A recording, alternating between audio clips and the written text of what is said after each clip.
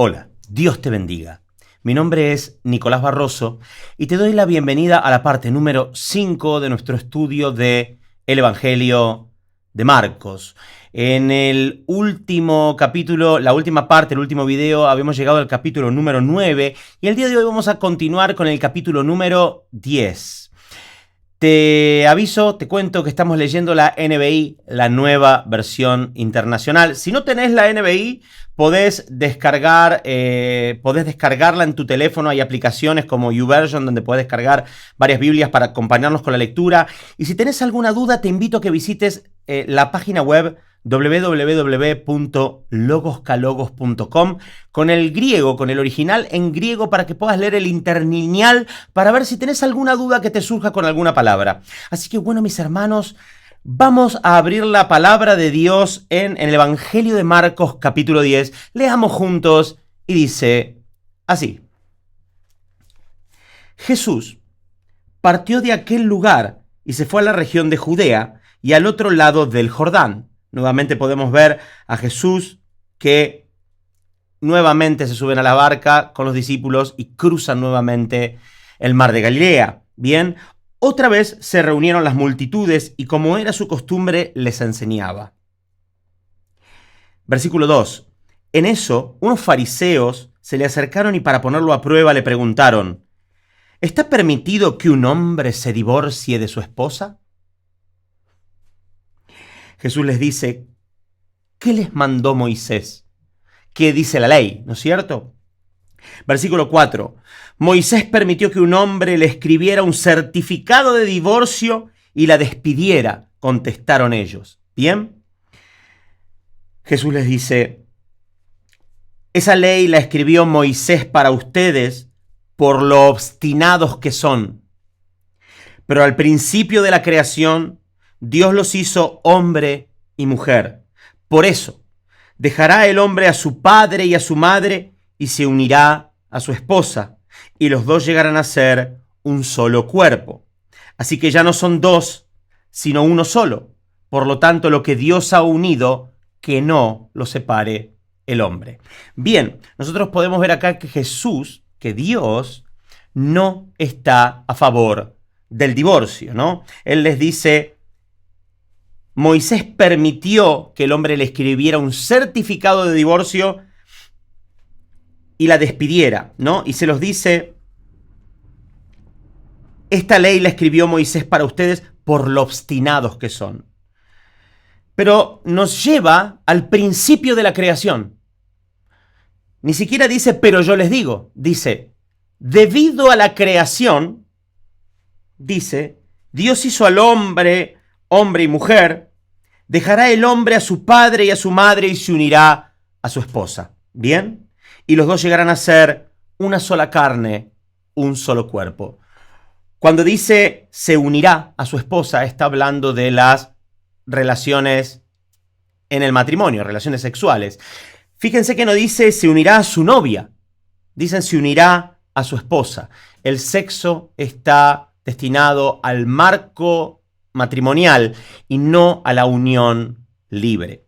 Bien, así que ya no son dos, o sea, una vez que se unen, Dios ya no los considera dos, sino una sola carne. Por lo tanto, lo que Dios ha unido, que no lo separe el hombre. Bien, acá podemos ver que Jesús no avala el divorcio. Hay una excepción en otro evangelio, pero lo vamos a estudiar si es que Dios nos permite llegar a ese evangelio. Bien, de momento continuamos. Versículo 10 dice: vueltos a casa, los discípulos le preguntaron a Jesús sobre el asunto. Y Jesús les dice: el que se divorcia de su esposa y se casa con otra, comete adulterio contra la primera.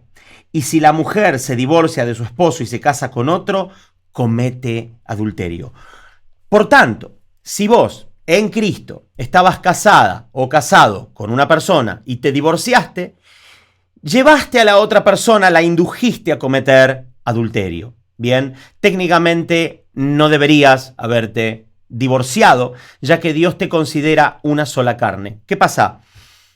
Cuando en un matrimonio dos personas deciden casarse, se unen, se casan, tienen relaciones sexuales, Es como si de alguna manera las almas se entrelazaran, se unieran y Dios los ve como un solo ser, como una sola carne. Bien, el hecho de divorciarse de la mujer o del esposo y casarse con otra persona lleva al adulterio, a adulterar. Es como mezclar las aguas. Bien, entonces, ¿qué pasa? Jesús nos está diciendo acá que está prohibido el divorcio dentro de lo que es la vida cristiana. Lo que Dios unió, el hombre no lo puede separar. Para hablar del divorcio tenemos que estudiar 1 Corintios 7, hay otras palabras de Jesús en otro evangelio acerca del divorcio, es mucho más amplio, pero de momento vamos a quedarnos con lo que estamos leyendo, que es el evangelio de Marcos. Bien, si estabas pensando en divorciarte, no te divorcies. No podés divorciarte de tu esposa porque la vas a inducir a cometer adulterio. No podés divorciarte de tu esposo porque vas a inducirlo a cometer adulterio. Amén. Continuamos, mis hermanos. Versículo 13. Capítulo 10, versículo 13 dice así. Empezaron a llevarle niños a Jesús para que los tocara, pero los discípulos reprendían a quienes los llevaban. Cuando Jesús se dio cuenta, se indignó y les dijo: dejen que los niños vengan a mí y no se lo impidan, porque el reino de Dios es de quienes son como ellos. El reino de los cielos es de quienes son como niños. Bien, les aseguro que el que no reciba el reino de Dios como un niño, de ninguna manera entrará en él. Al igual que si vos leíste el libro de Éxodo, cuando llegan a la tierra prometida Josué y Caleb, llegan con todos los niños que habían nacido en el desierto, y fíjense que son niños de hasta 20 años. O sea, vos ya no los considerarías niños, ¿no? Pero ¿qué pasa? ¿Qué es lo que nos está queriendo decir el Señor? El Señor nos está queriendo decir que si no recobramos nuestra inocencia, no vamos a entrar en el reino de Dios. Porque ¿qué es lo que tiene un niño? ¿Cuándo un niño deja de ser niño? ¿A qué edad? A los 12, a los 14, a los 18, cuando ya puede votar, cuando ya puede conducir un auto, deja de ser niño. No, una persona deja de ser niño cuando pierde la inocencia. Y nosotros que estábamos en el mundo haciendo cualquier cosa y viviendo como se nos daba la gana, el Señor nos llama a arrepentirnos, a nacer de nuevo y a recuperar la inocencia que teníamos, que provino con el pecado con el cual vinimos de origen, ¿no? Que somos seres caídos. Dice, les aseguro, versículo 15, dice, les aseguro que el que no reciba el reino de Dios como un niño, con la inocencia de un niño, el niño todo lo cree. Vos le contás algo a un niño y hace ¡wow! De tal manera que el mundo le miente al niño y le dice: mira, va a venir un hombre vestido de rojo y te va a traer regalos, entra por la chimenea. No, y vos vas a hacer ¡wow! ¿No? Así hacían los niños. ¡Wow! Con esa inocencia, con esa manera de creer las cosas con tanta facilidad, ¿no? Con la fe de un niño, con la inocencia de un niño. El que no reciba el reino de Dios como un niño, de ninguna manera entrará en él. Aunque vayas a la iglesia todos los fines de semana, aunque te congregues, si Dios no te transforma en una nueva criatura y no recuperas tu inocencia y la fe de un niño, no vas a entrar en el reino de los cielos. ¿Amén? Versículo 16, y después de abrazarlos, los bendecía poniendo las manos sobre ellos, ¿no? Eso es lo que hace el Señor con nosotros cuando venimos a Él, cuando nos queremos acercar a Él. Resurge el niño que hay en nosotros y el Señor nos abraza, nos bendice y nos pone las manos. Amén. Versículo 17, cuando Jesús estaba ya para irse, ¿no? Después de estar con todos los niños, un hombre llegó corriendo y se postró delante de él. Maestro bueno, le preguntó, ¿qué debo hacer para heredar la vida eterna? ¿Por qué me llamas bueno? Respondió Jesús, nadie es bueno sino solo Dios. Ya sabes los mandamientos, ¿no? Le está diciendo, conoces la ley. No mates, no cometas adulterio, no robes, no presentes falso testimonio, no defraudes, honra a tu padre y a tu madre. Maestro, dijo el hombre, todo eso lo he cumplido desde que era joven. Jesús lo miró con amor y añadió, una sola cosa te falta. Anda, vende todo lo que tienes y dáselo a los pobres, y tendrás tesoro en el cielo. Luego ven y sígueme. El Señor le estaba pidiendo su mayor tesoro. Versículo 22 dice: al oír esto, el hombre se desanimó y se fue triste porque tenía muchas riquezas. Jesús miró alrededor y les comentó a sus discípulos: qué difícil es para los ricos entrar en el reino de Dios. Qué difícil que es para las personas que se aferran a sus tesoros entrar en el reino de Dios. Yo no creo que el Señor acá esté hablando del dinero que la persona tiene en el banco. Yo creo que Él está hablando de una persona que tiene tesoros mucho más grandes que el reino de los cielos y que no está dispuesto a cederlos, porque ama mucho más a esos tesoros. En este caso era el dinero. Bien, tenía muchas riquezas y no está dispuesto a entregarlo, no está dispuesto a renunciar a esos tesoros. Por lo tanto, no puede entrar en el reino de Dios. ¿Recuerdan cuando Jesús dijo una vez: el reino de los cielos es como un hombre que encontró un tesoro escondido en un campo y fue y vendió todo lo que tenía? Y fue y compró ese campo, ¿no? Se despojó de todo lo que tenía, ¿no? Y Jesús dice: qué difícil que es para los ricos entrar en el reino de Dios. Nos está queriendo decir qué difícil que es para las personas que tengan otros tesoros, que no puedan entregarlos. Qué difícil que es para ellos entrar en el reino de Dios. Versículo 24. Los discípulos se asombraron de sus palabras. Se quedaron, ¿no? Hijos, qué difícil es entrar en el reino de Dios, repitió Jesús. Qué difícil es entrar en el reino de Dios. Le resulta más fácil a un camello pasar por el ojo de una aguja. O sea, imposible, ¿no? Un camello gigante pasar por el ojo de una aguja, que a un rico entrar en el reino de Dios. Nuevamente, ¿no? El Señor nos muestra que hay personas que tienen... El rico no está hablando en sí, si bien las personas que realmente tienen muchísimo dinero, que no tienen necesidad de nada, es muy difícil que lleguen a encontrar al Señor. No creo que esté hablando del rico como persona... ¿cuánto dinero tenés? A ver, para considerarte rico, ¿no? Si no tenés $1.000.000, no sos rico. No. El Señor está hablando de una persona que tiene otras riquezas y otros tesoros que son este mundo y no está dispuesto a cederlo para entrar al reino de los cielos. No está dispuesto a renunciar. Ocupan en su corazón un lugar mayor. En tu caso, puede ser la literatura del mundo, un deporte. En tu caso puede ser que sos fanático de la pesca y sos fanático y no estás dispuesto a entregarlo. Todo tu tiempo, toda tu fuerza, todo tu esfuerzo se va en tu ídolo, en tus hobbies, en tu trabajo, en las riquezas, en tus tesoros. Qué difícil que es para la persona que tiene un tesoro de este mundo. Qué difícil es entrar al reino de Dios. Versículo 26, los discípulos se asombraron aún más y decían entre sí: entonces, ¿quién podrá salvarse? ¿No? Me imagino que vos estás ahí escuchando estas palabras y yo te estoy diciendo, esto no se trata de la cantidad de dinero que tenía ese hombre, sino del tesoro que ese hombre tenía, que ocupaba un lugar en su corazón. Entonces vos te debes estar haciendo la misma pregunta que los discípulos. Nico, ¿quién se salva entonces? Nadie. Para los hombres es imposible, aclaró Jesús mirándolo fijamente, pero no para Dios. De hecho, para Dios todo es posible. El hombre no puede salvarse por sí solo. Necesita un Salvador. El único que puede cumplir la ley, el único que vivió sin pecado, fue Jesús. Solo Dios puede entrar al cielo.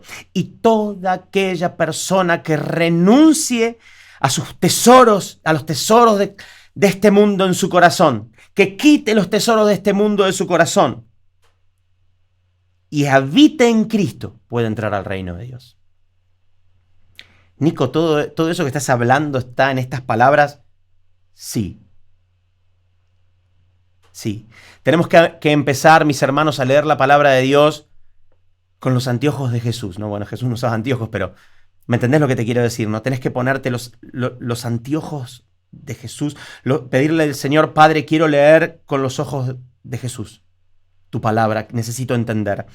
Jesús nos está diciendo, aquellas personas que tengan tesoros en este mundo y no estén dispuestos a soltarlos, qué imposible que va a ser entrar al reino de los cielos. Pero para mí, dice, para mí todo es posible. Y todo aquel que esté en Cristo, nueva criatura es. Y en Cristo entras al cielo. Pero para eso tenés que despojarte de todos tus tesoros. ¿Estás dispuesto? Amén. Decía ahí, amén. Amén. Aleluya. Versículo 28. Los apóstoles, me encanta.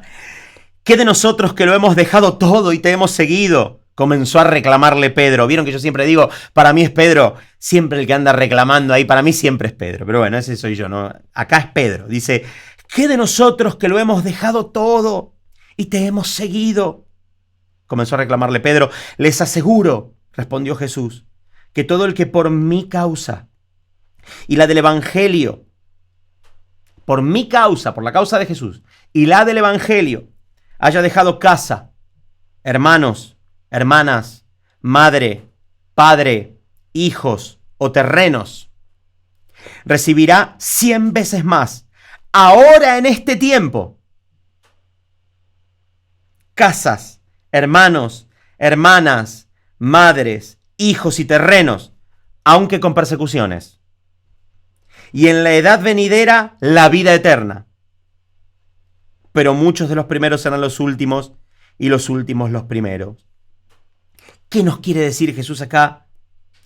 Pedro le dice, ¿y qué de nosotros que lo dejamos todo para seguirte? Y Jesús le dice, bueno, escúchenme.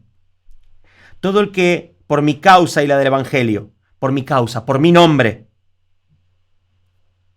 y por la causa de predicar el Evangelio, haya dejado su casa, a sus hermanos, a toda su familia, recibirá 100 veces más ahora en este tiempo. Pausa. Esto no significa que vos tengas que abandonar a tu familia. Cuidado con las personas que pueden manipularte. Cuidado con las sectas que pueden manipularte y decirte que abandones a tu casa, que abandones tu familia, porque acá está escrito. Cuidado, no es lo que está diciendo Jesús. No es un mandamiento de Jesús que abandones a los tuyos, que abandones a tu familia. No lo es. Está diciendo, por mi causa y por la del Evangelio. Te voy a dar un ejemplo. Si a vos el Señor te llamó a irte a vivir a otra ciudad, a predicar el Evangelio, y no lo haces porque, pero mi mamá está acá, ¿cómo la voy a dejar? No, mis hermanos, los voy a extrañar. Y el domingo no me voy a poder juntar a comer con mis hermanos y con mi mamá el domingo. ¿Qué voy a hacer? Bien, ahí es donde está el problema. Tenés que estar dispuesto a renunciar a los lazos familiares, a los amigos, a tu propia casa, si es necesario por causa del Evangelio. Si el Señor te llama a predicar el Evangelio, si el Señor te dice que vayas, si tenés que poner primero al Señor antes que a tu familia. El que ama a su hijo o a su hija más que a mí, no es digno de mí, dijo el Señor.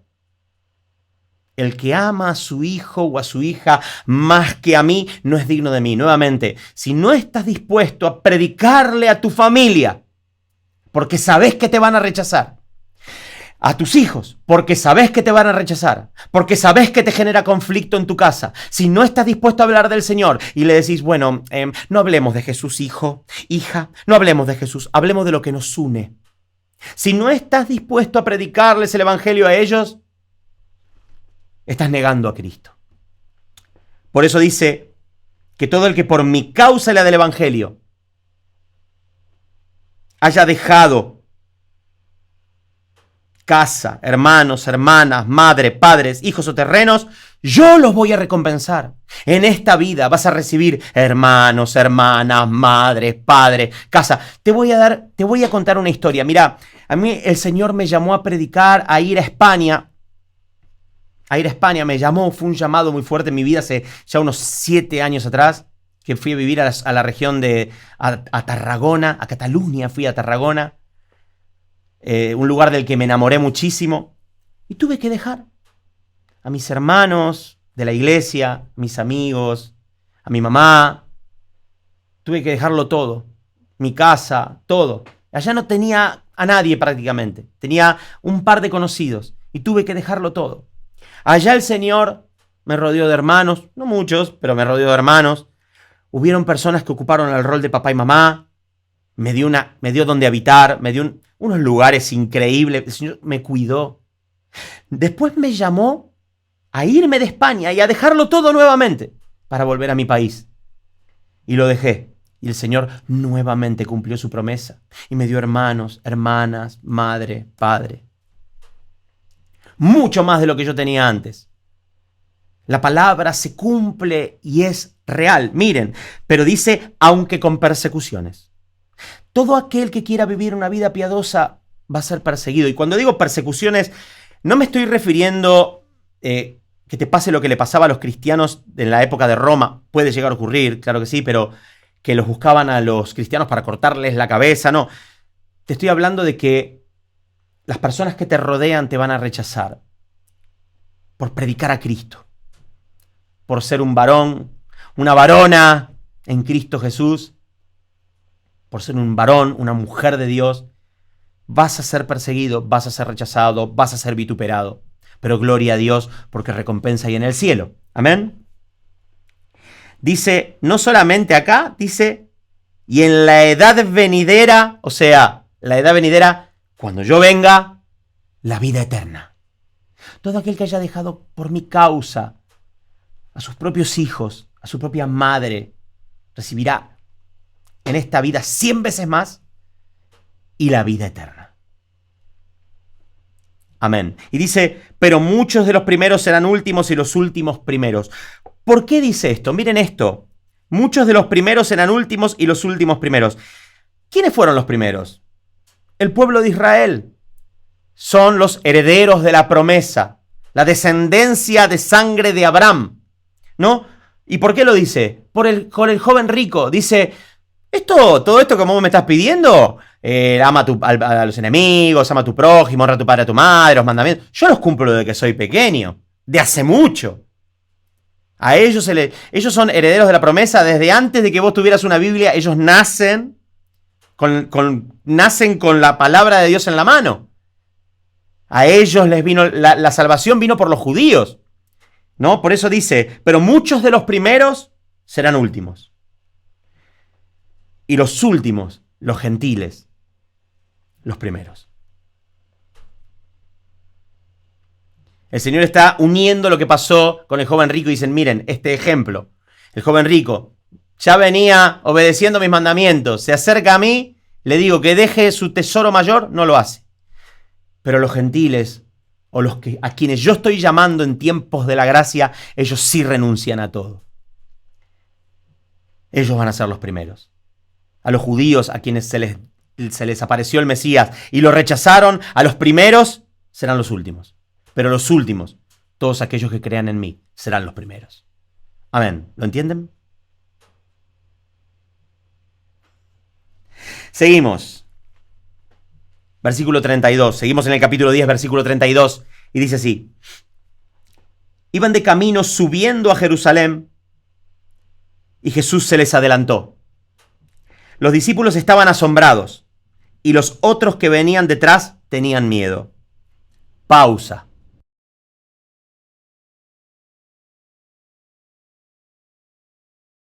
¿Notaste lo que dice acá? Jesús a la cabeza, los discípulos asombrados, atrás porque Jesús se les adelantó, y detrás de los discípulos, ¿quiénes venían? Los creyentes. Tenían miedo. No conocían al Señor. Nuevamente vemos acá la diferencia entre discípulo y creyente. El discípulo, cuando es confrontado por Jesús, se queda asombrado, hace ¡wow! El creyente tiene miedo. Y el que tiene miedo ataca. Como muchas de las personas que escriben en los comentarios y ponen esto no es así. No entendés la Biblia. Creyentes. No discípulos. Vos estás asombrado con todos estos estudios que estamos haciendo. ¿Venís siguiendo los estudios asombrado? ¿O tenés miedo? Tenés miedo porque Jesús te llama a cambiar y te llama a dejar ese tesoro que hay en tu corazón, que lo tenés que sacar porque Él quiere ese lugar.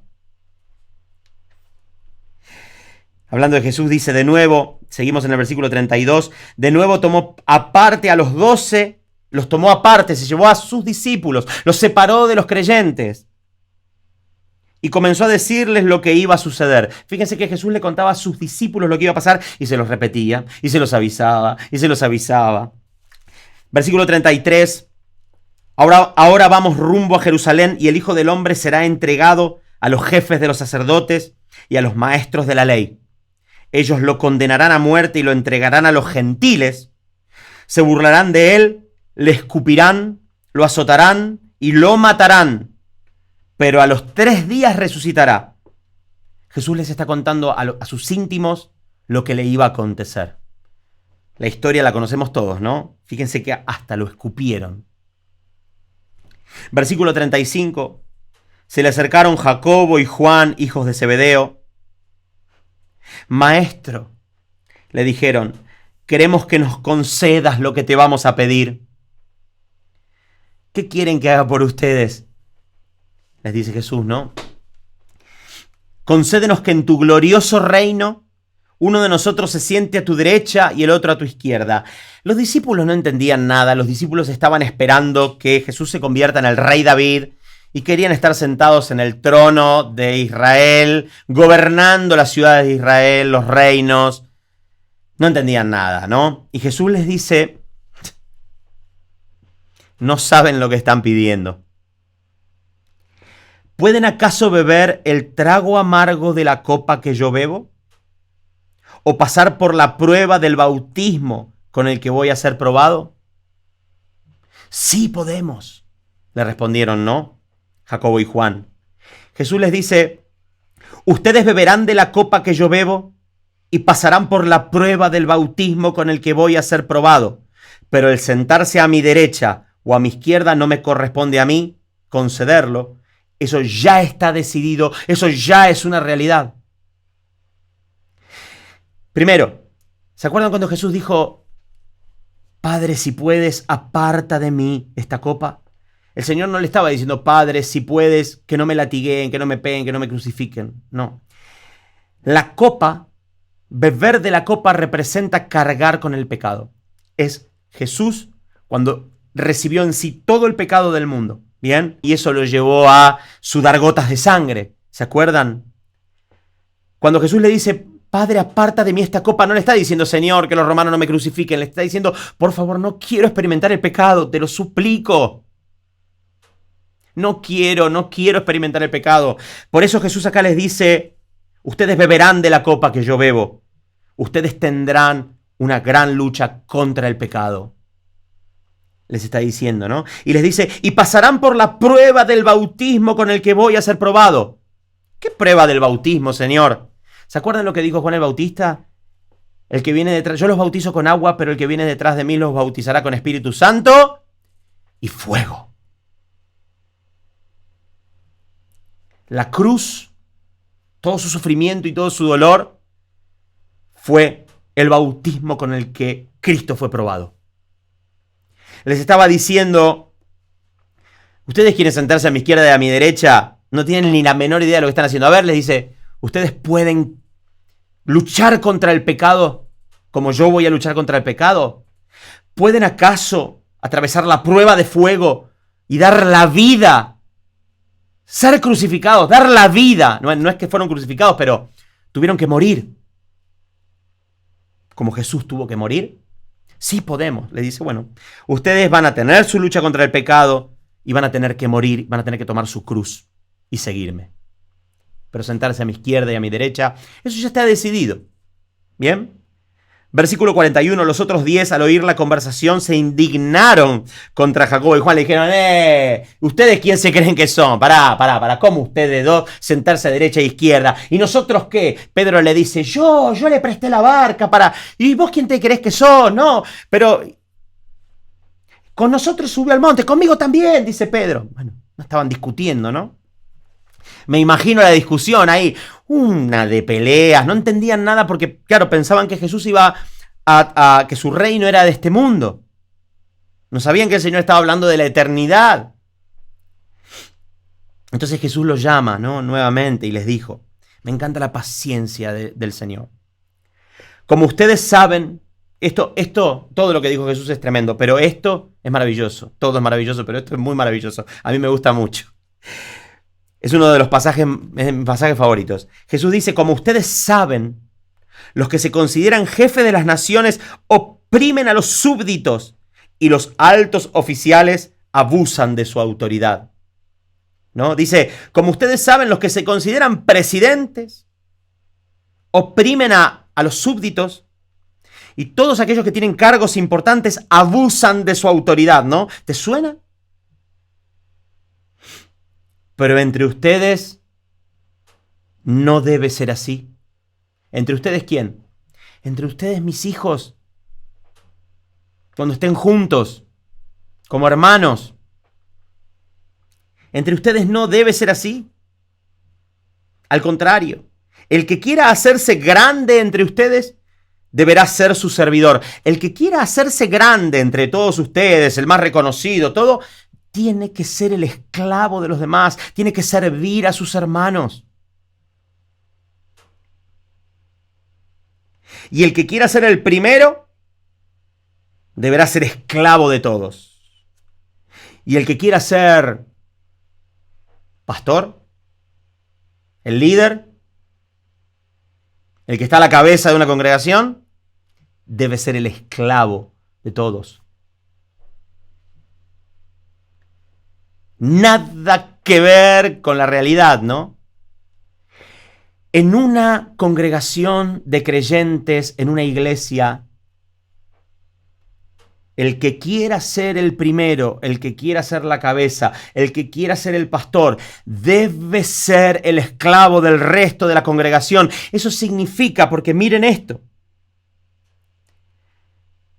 Versículo 45, porque ni aun el Hijo del Hombre, ni aun Jesús, vino para que le sirvan,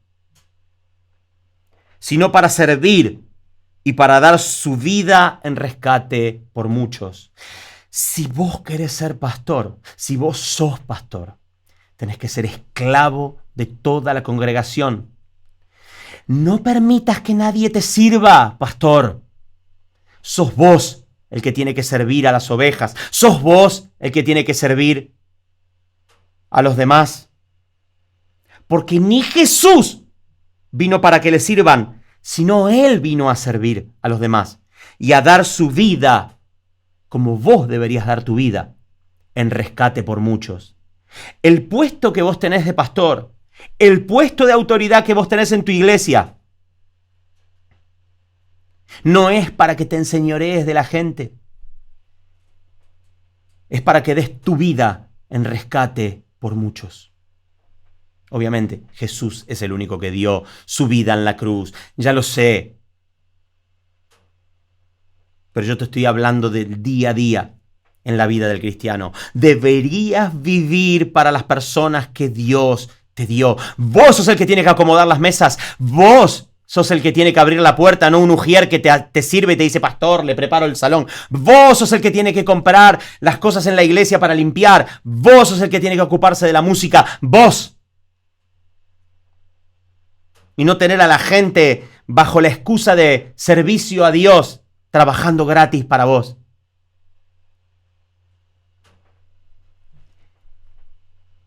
Vamos de nuevo, porque es muy importante. Como ustedes saben, los presidentes y los gobernadores oprimen a la gente y abusan de su autoridad. Pero entre ustedes, y esto es un mandamiento de Jesús, entre ustedes no debe ser así. ¿Entre ustedes quiénes? Mis ovejas. Usted, pastor, es una oveja. Vos, pastor, sos una oveja, igual que yo. Un siervo inútil. Vos no podés hacer uso de tu puesto para abusar de tu autoridad. Tenés que ser esclavo. Servir a los demás. El que quiera hacerse grande entre ustedes deberá ser el servidor. Y el que quiera ser el primero, la cabeza, tiene que ser el esclavo de todos. Porque ni aún yo, Jesús, dijo, vine para que me sirvan, sino yo vine a servir. Y esto a vos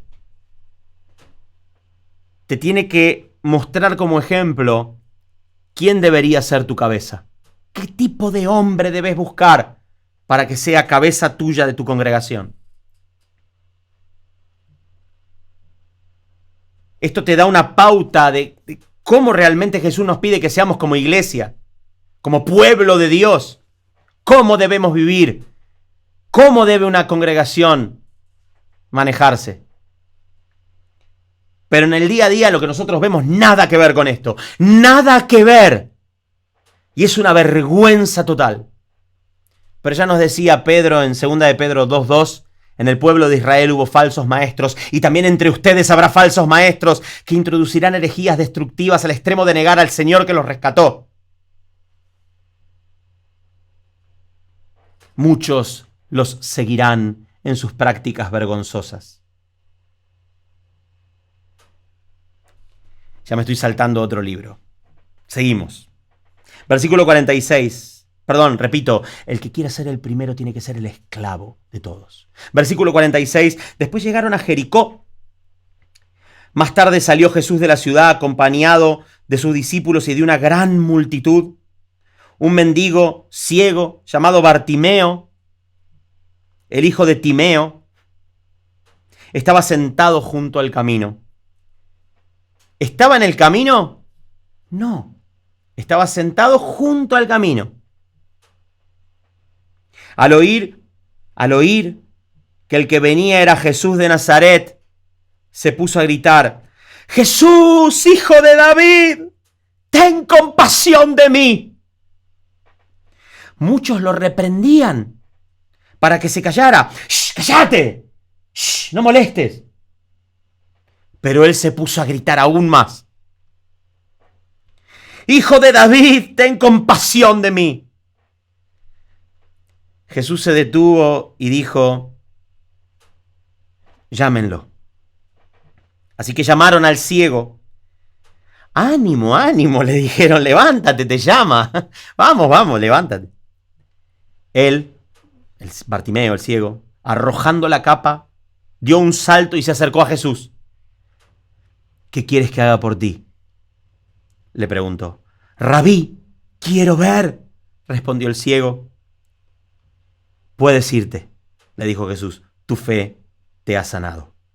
Al momento recobró la vista y empezó a seguir a Jesús por el camino. ¡Wow! ¿Se dan cuenta? Empezaron, yo creo que todos ustedes que están siguiendo esta lectura con nosotros ya están un poquitito más entrenados y ya están empezando a leer la Biblia con los ojos de Jesús, ¿no? ¿Qué representa el ciego? Una persona que no ve, pero que no discierne el mundo espiritual, que no discierne lo espiritual, que no ve más allá de sus narices, una persona del mundo, alguien que no tiene a Cristo. ¿Bien? Cuando escucha, al oír, dice que venía Jesús. Cuando Jesús se acerca, si vos lo empezás a llamar, lo empezás a buscar, te interesás, ¿no? Estás junto al camino y a vos te empieza a interesar el Señor, a esta persona, ¿no? Y empieza: Jesús, Jesús, por favor, te estoy buscando. Y empiezas a buscar a Jesús, empiezas a leer, empiezas a buscar, ¿no? Vas a recibir un montón de rechazo de las personas que tenés al lado. Te van a empezar a decir: ¿qué estás haciendo? ¿Para qué buscas de Jesús? ¿Para qué estás leyendo la Biblia? ¿Para qué vas a esa congregación, a esa iglesia? ¿Qué haces mirando los videos de Nicolás Barroso? No sirve para nada. Lo reprendían para que se callara, pero él seguía. Y en el versículo 48 dice, ¿no? Gritó más fuerte. Si gritas más fuerte como hizo él y decís: ¡Hijo de David, ten compasión de mí! Jesús lo escuchó. ¿Cómo te puede estar escuchando ahora? Jesús, Jesús, ten compasión de mí. Llámenlo. Lo llamaron. Y miren la gente, ¿no? La reacción. Los que le decían, cállate, cállate, le dicen, ánimo, ánimo. Te llama, te llama. Sabía, yo sabía. Esta es una persona que no veía, una persona que escuchó de Jesús, escuchó de Jesús que estaba cerca y empezó a buscar a Jesús y empezó a llamarlo y se desesperó y no le importaba que las personas que tenían al lado, sus familiares, sus amigos, todos le dijeran, basta de Jesús, cállate, no molestes. No le importó y siguió buscando y siguió clamando y Jesús le dijo, acá estoy. Cuando eso pasa, la gente te va a decir, yo sabía, vas por buen camino, qué bueno. ¿No? Levántate, te llama. Él, arrojando la capa, dio un salto y se acercó a Jesús. ¡Qué tremendo! Vos lo lees y haces, arrojando la capa. Es absolutamente todo lo contrario al joven rico. Tenía tantas riquezas, tantos tesoros en su corazón, que se fue triste. Pero el ciego no tenía nada. La capa representaba todo lo que él tenía, con lo que se abrigaba, con lo que se protegía del sol, con lo que se cubría. Cuando Jesús lo llama, arroja la capa, deja de lado su tesoro más grande, porque había encontrado un tesoro mayor. Y dio un salto y se acercó a Jesús. ¿Qué quieres que haga por ti? Quiero ver. Puedes irte, le dijo Jesús, tu fe te ha sanado. Y nosotros sabemos que esto representa, porque lo estudiamos, representa una persona que es sanada del pecado. Al momento recobró la vista, pudo ver y empezó a seguir a Jesús por el camino. ¿Se acuerdan que a los discípulos de Jesús les decían, los del camino? ¿Y vos? ¿Vas por el camino?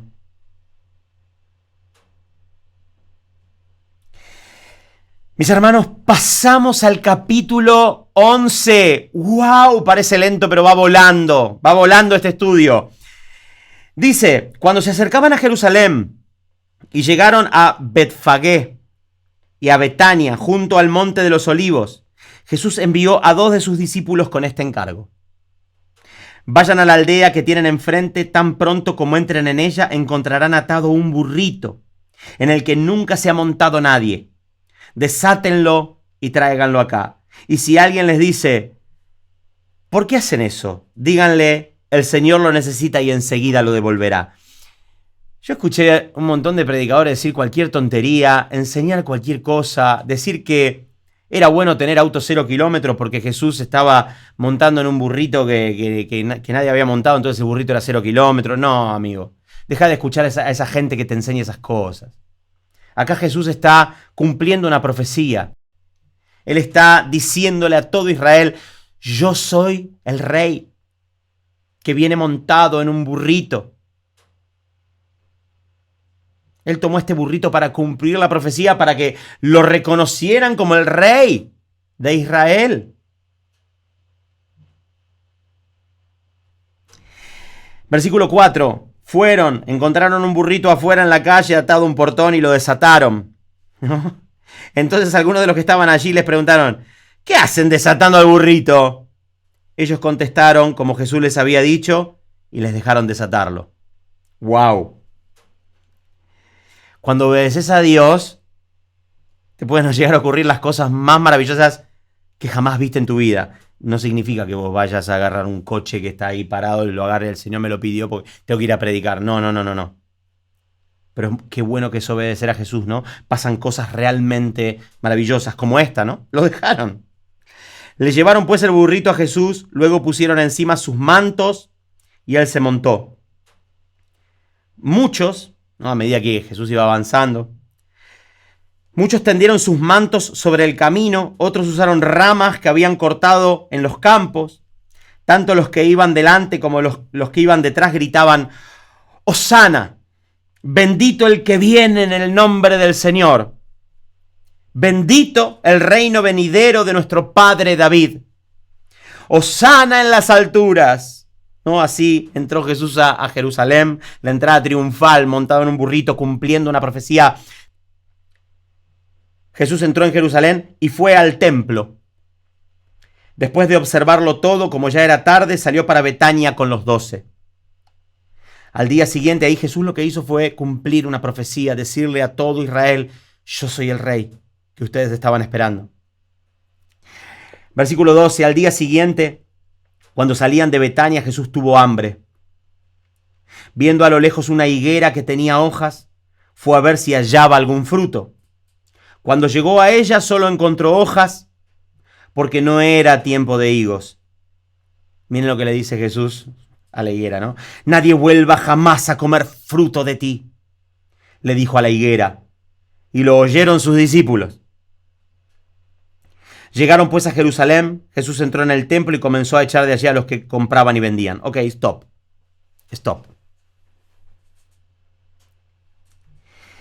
¿Qué es esto de la higuera? ¿Por qué Jesús maldice la higuera? Ni siquiera era tiempo de que dé fruto y Jesús maldice la higuera. Bien. Vas a escuchar que muchas personas te enseñan que la higuera representa a Israel. Buenísimo. Vamos a ir por otro lado. Viendo a lo lejos una higuera que tenía hojas, ¿recuerdan ustedes que aprendimos en el video anterior? ¿Cómo nos ve Dios a nosotros? Como árboles. Muy bien ahí. Hay un muchacho que dijo como árboles. Muy bien. Viendo a lo lejos una higuera que tenía hojas, fue a ver si hallaba algún fruto.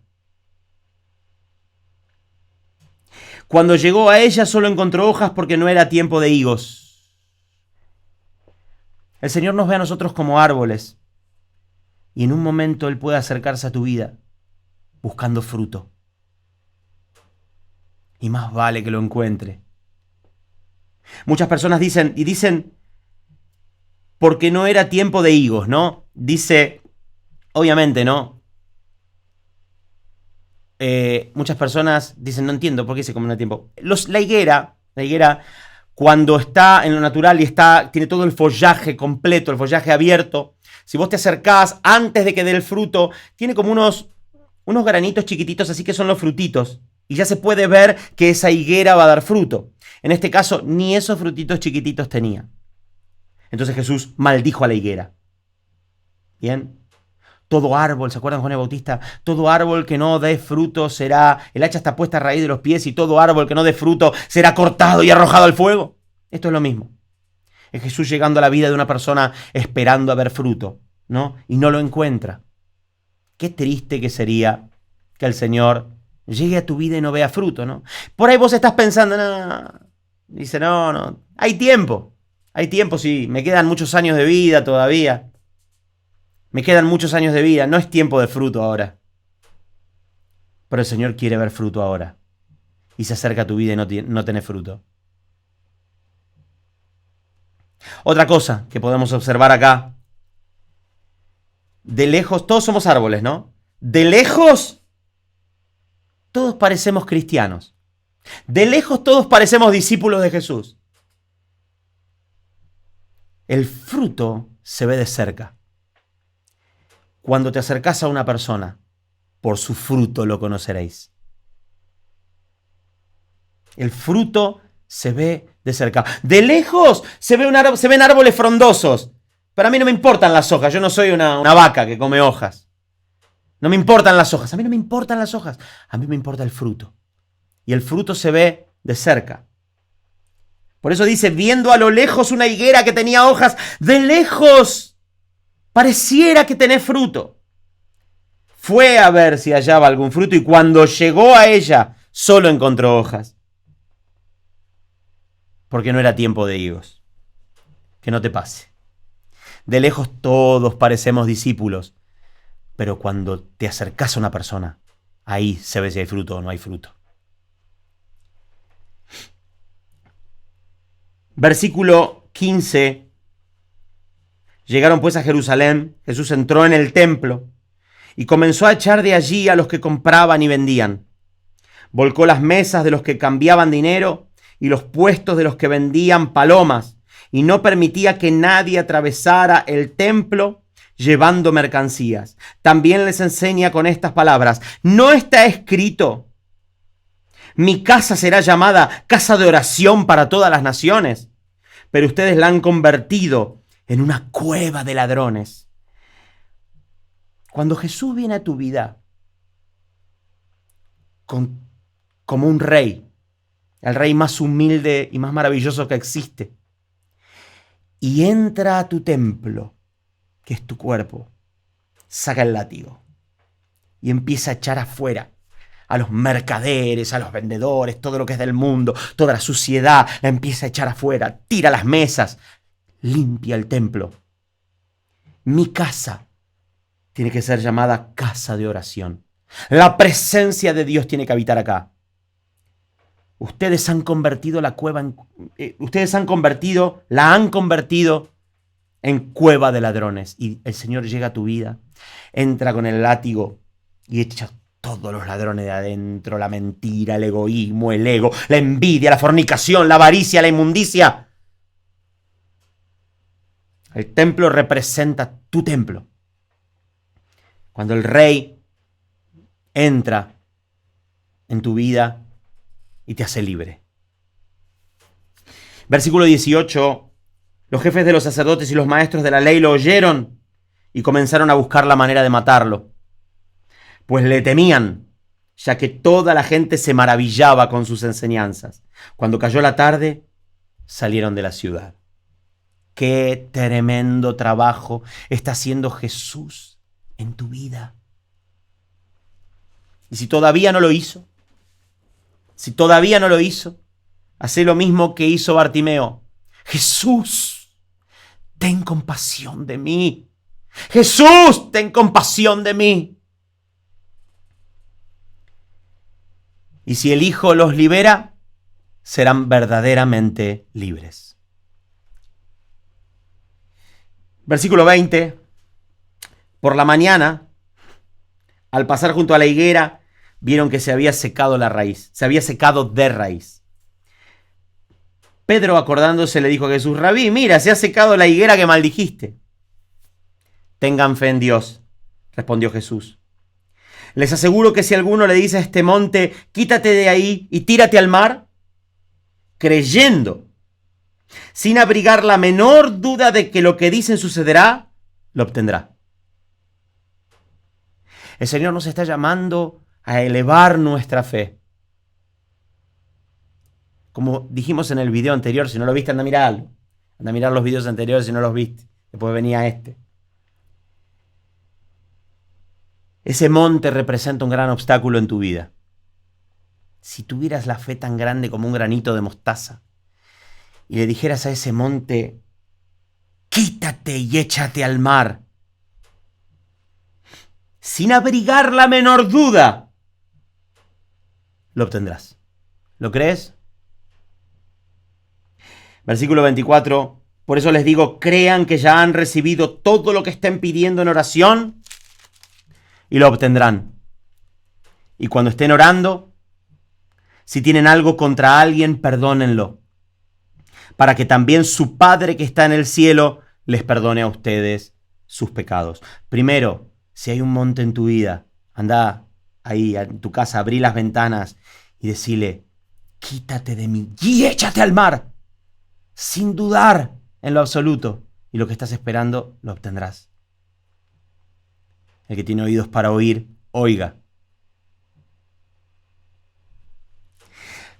Pero cuando estés orando, antes, si tenés algo contra alguien, perdónalo en tu corazón.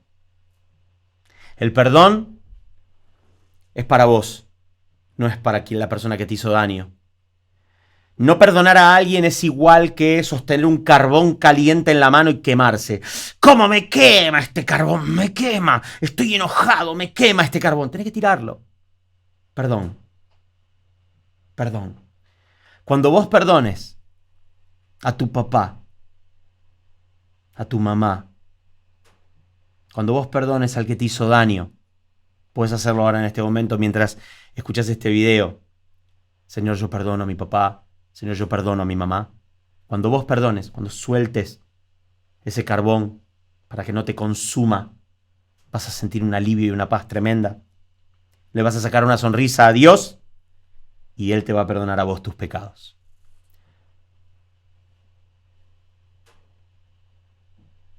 ¿Lo crees? Versículo 27. Llegaron de nuevo a Jerusalén y mientras Jesús andaba por el templo se le acercaron los jefes de los sacerdotes, los maestros de la ley y los ancianos. ¿Con qué autoridad haces esto? Lo interrogaron. ¿Quién te dio autoridad para actuar así? ¿Quién te dio autoridad para actuar así? Si vos no ¿a qué congregación perteneces? ¿Cuál es tu cobertura? ¿Cuál es tu cobertura? ¿Quién te autorizó a predicar? Jesús les dice, yo voy a hacerles una pregunta a ustedes. Replicó él. Qué genial el Señor. Contéstenmela y les diré con qué autoridad hago esto. ¿El bautismo de Juan procedía del cielo o de la tierra? Respóndanme. Ellos se pusieron a discutir entre sí. Si respondemos del cielo, nos dirá, entonces ¿por qué no le creyeron? Pero si decimos de la tierra, claro, es que temían al pueblo porque todos consideraban que Juan era realmente un profeta. Así que le respondieron, no se la jugaron. Y le respondieron, no sabemos. Pues yo tampoco les voy a decir con qué autoridad hago esto. La próxima vez que una persona venga y te diga, ¿con qué autoridad estás predicando acá vos? ¿Con qué autoridad estás haciendo esto? ¿Con qué autoridad? Vos decirle, bueno, yo te respondo eso, pero vos respondeme una pregunta. El bautismo de Juan, decile, ¿procedía del cielo o de la tierra?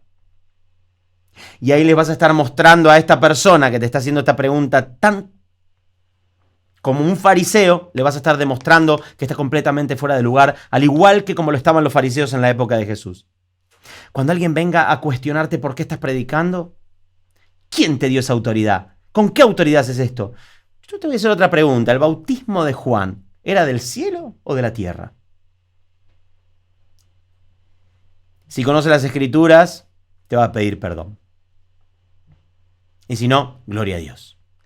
Mis hermanos, llegamos hasta acá con la quinta parte del estudio del Evangelio de Marcos. Tengo muchas ganas de seguir, pero es tanta información,